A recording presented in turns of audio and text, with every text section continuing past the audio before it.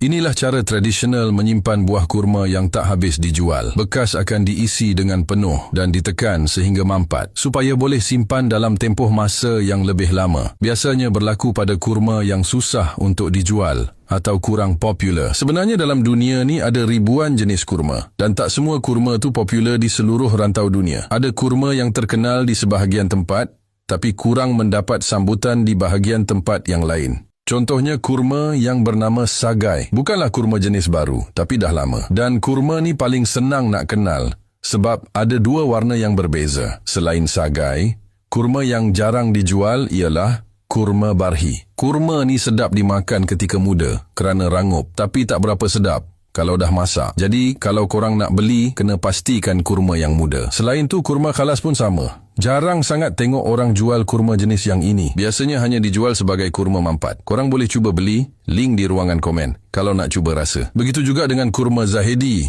yang sebenarnya biasa di pasaran Timur Tengah ni. Cuma rasanya mungkin tak pernah masuk pasaran rantau Asia Tenggara. Lagipun kurma ni banyak juga ditanam di Iraq ataupun Iran. Okey, ini lagi satu kurma underrated yang panjang yang namanya Rabbi. Dan kurma ni tak kering dan tak basah. Sebenarnya terkenal juga di Timur Tengah, tapi mungkin korang pun tak pernah tengok orang jual.